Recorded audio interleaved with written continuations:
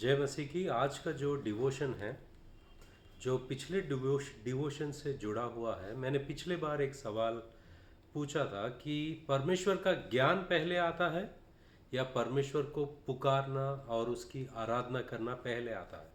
और पिछले डिवोशन में मैंने ये बताया कि परमेश्वर का ज्ञान पहले आता है, क्योंकि पौलुस रोमा की पत्री में कहते हैं कि अगर कोई परमेश्वर के बारे में नहीं जानता या नहीं सुनता, वो परमेश्वर को पुकारेगा कैसे?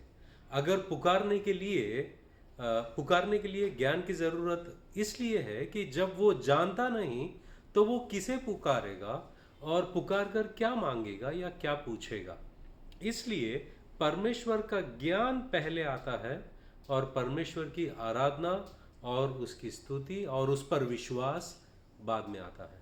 इसी बात को मैं ये डिवोशन में भी शेयर करना चाहूँगा। कोलोसियों की पत्री पहला अध्याय 9 और 10वां वचन में पौलुस कहते हैं, इसलिए जिस दिन से यह सुना है हम भी तुम्हारे लिए प्रार्थना और विनती करना नहीं छोड़ते कि तुम सारे आत्मिक ज्ञान, पहली बात, सारे आत्मिक ज्ञान और समझ सहित परमेश्वर की इच्छा की पहचान में परिपूर्ण हो जाओ।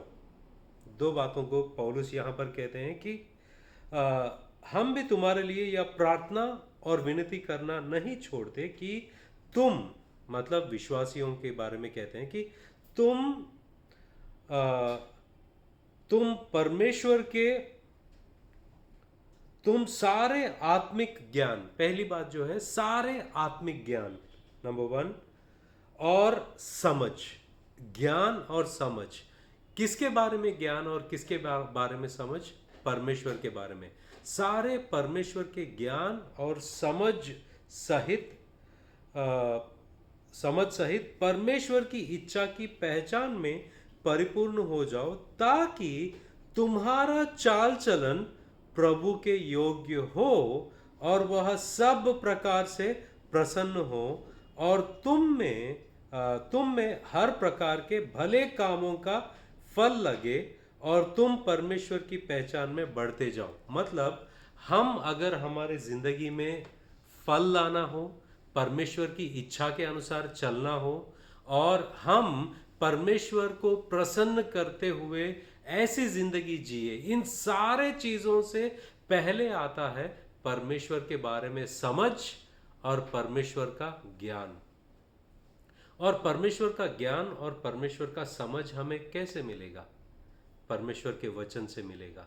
जब हम परमेश्वर के वचन को सुनते हैं, ग्रहण करते हैं और मनन करते हैं उस पर, हम परमेश्वर के ज्ञान में और समझ में बढ़ते हैं।